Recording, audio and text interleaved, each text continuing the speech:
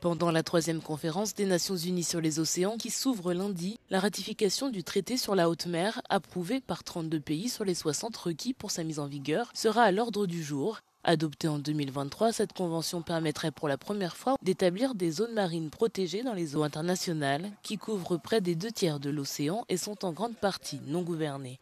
Les aires marines protégées sont des points chauds de la biodiversité, des écosystèmes importants, bien sûr pour la nature, mais aussi pour les générateurs de vie qui peuvent aider à soutenir les communautés côtières dans le monde entier. Elles sont donc d'une importance vitale et il est essentiel que nous les protégions correctement. Le traité n'entrera en vigueur que lorsque 60 pays l'auront ratifié. Au 8 juin, seuls 32 pays l'avaient approuvé. Seulement 2,7% des océans sont effectivement protégés des activités extractives destructrices, selon une organisation à but non lucratif de défense des océans, l'Institut des ressources marines.